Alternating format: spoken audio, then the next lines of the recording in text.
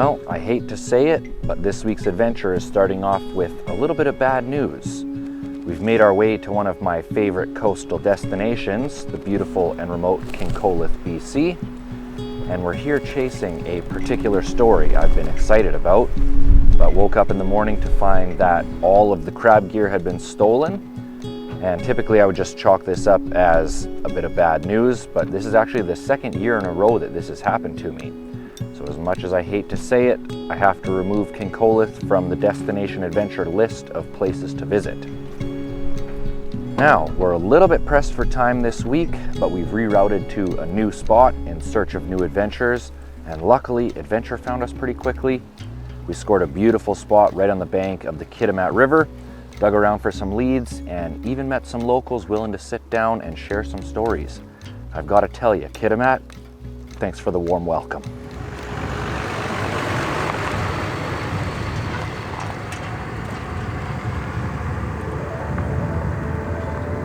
For about 10 years, I had a cabin up towards Dees Lake, little village of Iskut up there. I had a cabin up there, and I did a bed and breakfast in the RV park. Did that for about 10 years up there. Usually come here in the springtime for fishing, get here early for the steelhead run. They're usually March, April. And then I'm here earlier this year because I got some buddies come from Ireland. Normally I'll stick around here for the whole salmon run right through till about August, September. And then after that, head back towards Langley or the coast and visit with my friends and my son and stuff. And then if you got time, head somewhere hot. Yeah. This spot I like because it's halfway in between Terrace and Kitimat, and there's a good group of people hang out in this campsite here. You know, get up in the morning, have coffee and a little bit of Bailey's, and the fishermen show up, and good friends around here. Real nice people in this area. Started coming here before COVID, and everybody was on lockdown for that kind of stuff. I used to joke with my buddies in Ireland because they're all locked up and they can't get out of the house or nothing. I said, "Yeah, life's pretty tough here. I'm locked down in 50,000 acres. We'll live with a beautiful view." So it is nice here, yeah.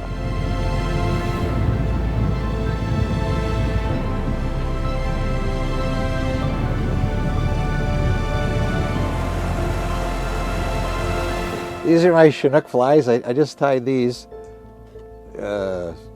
yesterday. It's pouring rain here. And then I tied those this morning. Those ones on the lamp there. Those are going to be for the pink salmon. Okay. Easiest to remember on the pinks for salmon. Pinks like pink.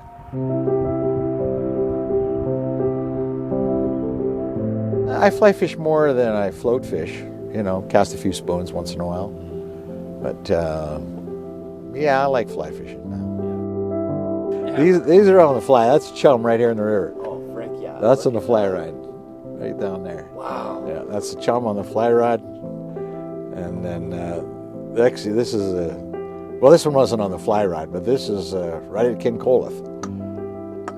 Holy. That's a spring. That's the Americans call them kings. Yeah. Yeah, that's probably 60 pounds, that one. When I got out of high school, I was probably about 18 in that, and then Buddy and I think we sold our cars if we got a couple extra dollars. So we took off. First of all, we went to the South Pacific. So I've been in 3 of the Hawaiian Islands, New Zealand, Australia, Fiji, Tonga, friendliest island in the South Pacific.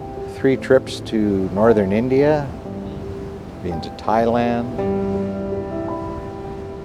This is kind of called a black pacu, I think they call it. I caught that one in some kind of a swamp when I was in Thailand. They're like a piranha. Yeah. And then the family I was with, my buddy, his girlfriend's from Thailand. So that's where we were. This was behind their house. And then the girls cooked it up in a banana leaf and did some crazy stuff like that. So I was a realtor for 10 years. And so I met a fella there. And he took me over to his home in India. And when you see some places, the poverty and things like that, and you really appreciate it, and crowds, and you really know it's nice the freedom we have here. Okay, let's see how strong I am today. Pretty heavy boat.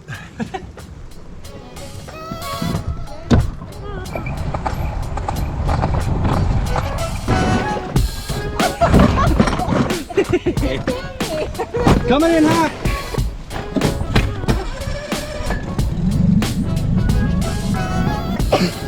Today's plan is pretty straightforward and easy. We're hopefully going to knock off 2 locations that have been on the list for quite some time. My first ever visit to Kitimat was not the friendliest, so it's not been on the list since, but I'll tell you, my opinion has already been turned around.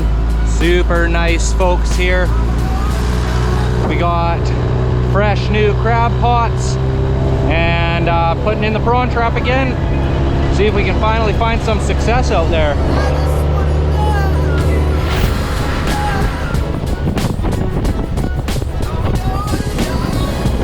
Coming up on a pretty interesting tree here. Growing upside down. What's he doing over there?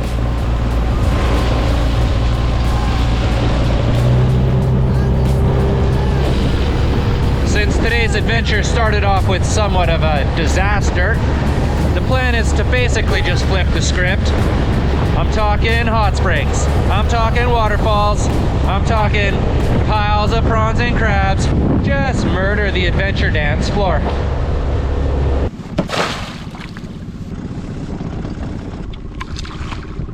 I know nothing about the history in the bays up here or along the channel, but I'm sure there is some history, and I have spied a possible something. Eh, don't float away. I thought it was a boiler, but it's a picnic table.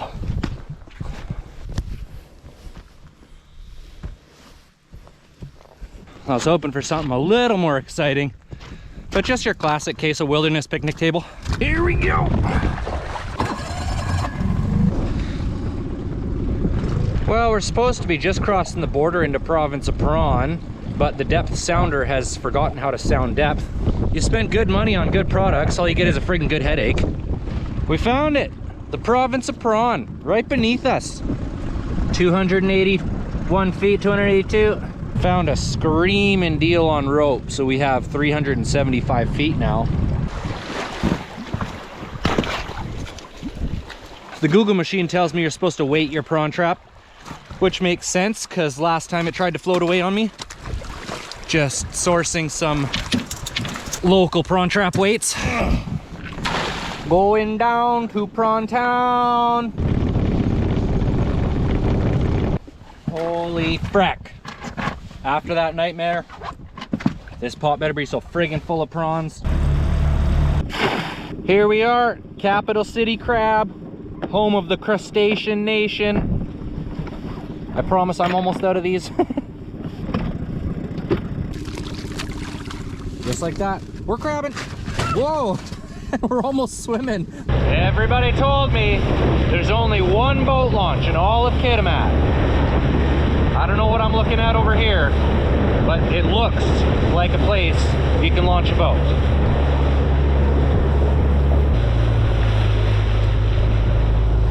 Well, no boat launch here, and I'm guessing this is probably related to LNG, but I think it's a real shame that big industry in this province has set up the infrastructure to access our coastline, but does not open it to public.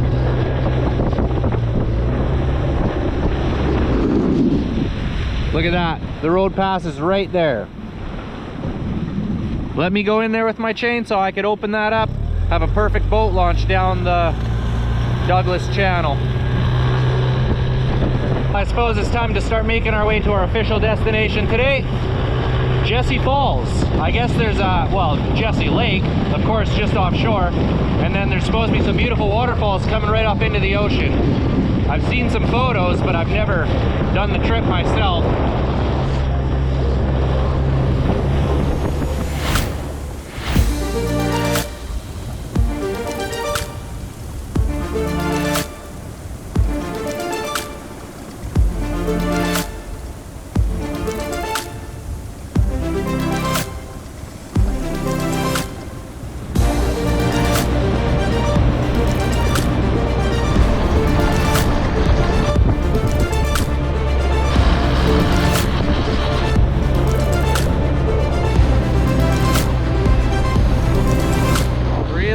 enjoying the Douglas Channel so far.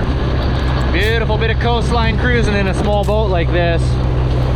Not much for wildlife so far. It's a little rugged for the bears and stuff to get down.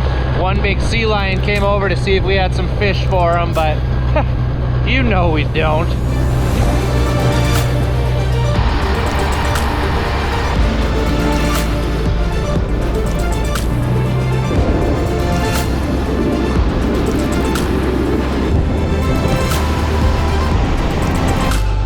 Thoroughly enjoying our time here on the Douglas Channel, and my windy app was finally correct. Beautiful calm day out here, and right in front of us is Jessie Falls, tumbling down into the Pacific Ocean. Look at that. What a perfect day.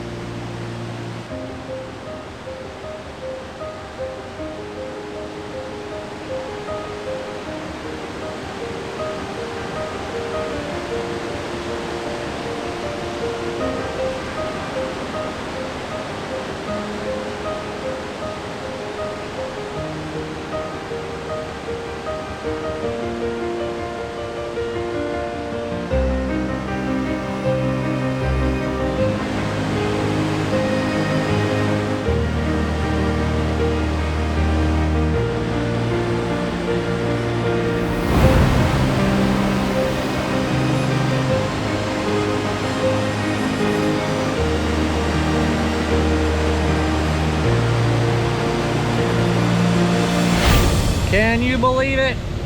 As soon as we got here, the wind totally stopped, the rain stopped, the sun came out. There's no way to properly translate this on camera, but I'm sure you can see it is a beautiful spot. But we still have one more to go. Wow. I just can't stop shooting it. I've had a business conversation and come up with an executive decision. We're saving location number 2 for tomorrow because, first of all, somebody forgot the extra fuel and the wind is supposed to come in at 2 o'clock. It's 1 o'clock right now. It's seriously perfect out here. Look at this.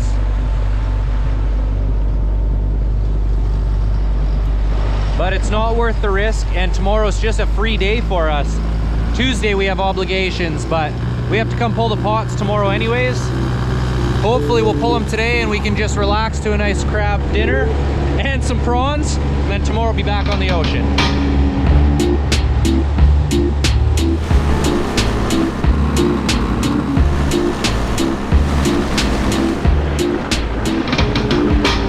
You know what? I've enjoyed these years of solo traveling, but hiring a driver was the right decision.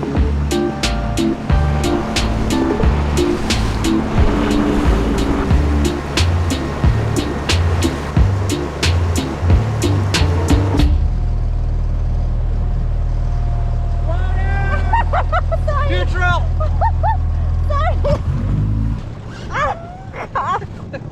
Okay, neutral.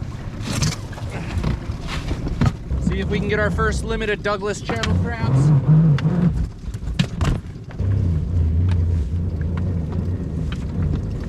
Well, it's heavier than it's been recently. Oh, good. Heavy? Are you ready? Yeah. Finally! Finally! Oh, And still chicken left. still chicken. A lot. Not huge, but I think there should be at least a couple keepers in here. 1, 2, 3. Check it out. Finally, we're eating crab tonight. Yeah. This might be a while. This is a deep one. I don't want to say anything, but it feels heavier. Don't get your hopes up. Can you see it on the depth sounder? Nope. Oh, dang it. This is definitely heavier. But it's a lot of rocks. Yeah, it could be the rocks. Oh my goodness! We did it! We did it! These are not shrimp. These are all those lobsters. Oh my god. Yeah, the one we saw. So as excited as I was to see a pot full of red something, it's actually a whole bunch of these, what we learned in the last episode, are squat lobsters. And these are keepable and perfectly edible, so we're gonna keep a handful and give it a whirl anyways. But finally, nice to have some success. We've been pulling empty pots for like 2 weeks now. Here we go. Got the professional crab pot puller. Finally, pulling up a heavy pot. How heavy we talking? 80, 100 crabs? Like the first time I did. Oh. I can see you're at 50 feet. Maybe more than last time. What does it look like? Like, you cannot put anything else. It's full? Yeah. Like totally full? Oh my god! Oh, that's heavy. Couple of absolute monsters in here. I know. Wow. That's huge, this one. There's a couple really big ones This in there. one. And full too. This is really big. 1, 2, 3, 4, 5. Oh yeah. Okay. Easy. So the trick to getting a limit is put your pots where the locals are putting them. We figured it out. Here we go. Not many chicken though. Not enough, or not a lot, but there's enough for overnight. Those are all crabs sinking back down to the bottom. Eh, don't get stolen. Let's go home. Just had to come take a closer look at your boat. Passed you on the way in, beautiful ship. I mean, that's a beautiful sailboat, but I think I still have the nicest boat in the whole marina. I think for my first 2 years with this boat, I always thought the fuel dock was a big boats thing. It's pretty awesome pulling up with the skiff. Fueling up right on the water.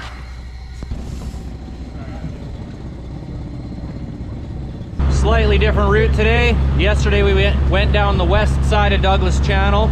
Today we're gonna be hugging the eastern shoreline around Costi Island and then down the channel towards Camano and just staying on that eastern shoreline all the way right to Waiwiani Hot Springs.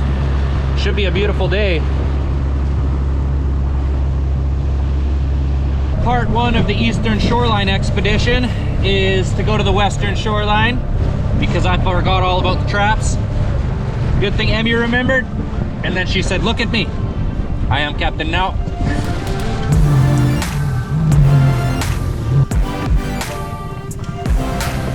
Oh, Give it a toss, not into the ocean. gross. That other one's so big that I was actually questioning this one. This is like an inch too big. This is like a hybrid. Dad was a Dungy, Mom was a king crab. Would you take a look at the size of that guy? Big one. Yeah. We had a lot of concerns yesterday about the prawn trap floating away. Apparently where we put it was kind of sandy, that's why we got all the squat lobsters. So we have a kind of a janky spot with a whole bunch of different depths. And the first time we put it down, it definitely didn't hit the bottom. But it's still here and hopefully full of prawns. Heavy? Yeah, I think all the shrimp are just swimming right down to the bottom right now. What the heck? What?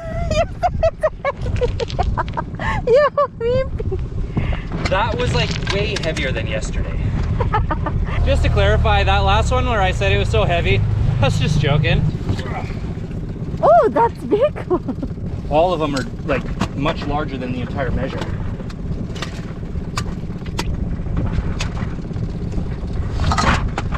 I can hear those crabs playing with the measure. I'm trying to see whose is bigger. 4 keeper dungees and a limit of prawns escaped in the last 75 feet. We're back onto the east side expedition. I thought this was a deadhead. It almost looks like it's growing there. Look at the size of that thing. Crazy. Just coming to the end of Costi Island. Jesse Falls way over there in the distance. And then that's our arm that we're gonna be running down. Making pretty good time actually.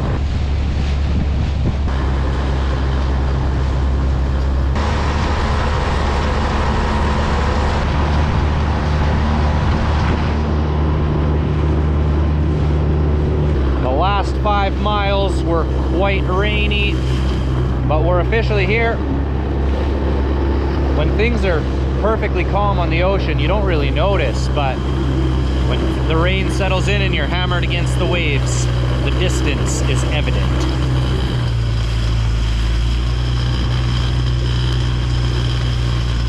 One other boat here.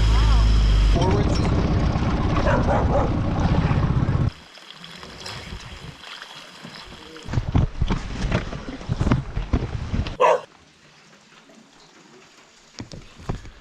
Got to chat with some nice folks when we first arrived.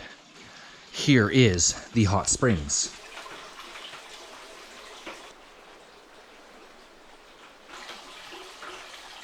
I kind of wish this was open, but I certainly cannot complain.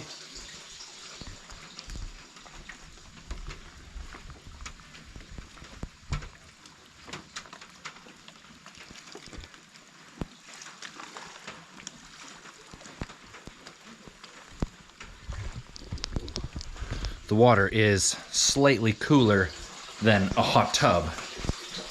Perfect for chilling.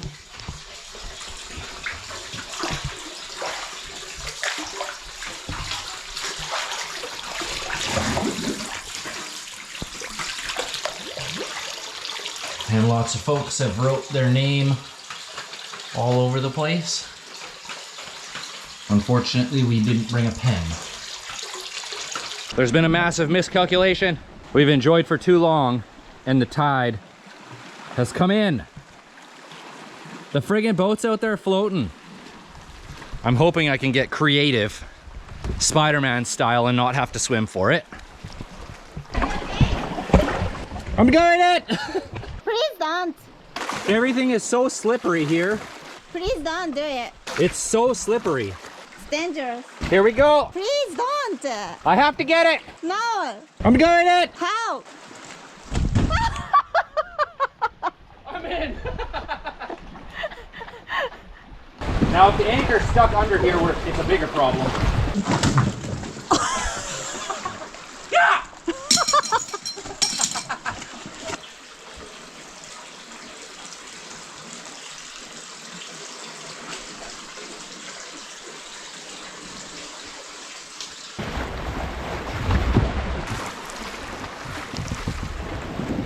Big thanks to Waiwiani Hot Springs. We've got a long run back to civilization.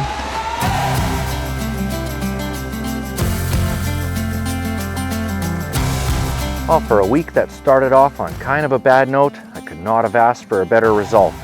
Finally back to pulling up some colorful pots, enjoying some beautiful weather and meet some great locals. And I'm stoked to have Kitimat on the map for some future adventures. Most of all, thanks for tuning in to another episode of Destination Adventure, everybody. As always, take nothing but pictures, leave nothing but footprints, and I'll catch you on the next one. Love was holding all the cards and always kept me in the dark. I never thought I could shake this heartache.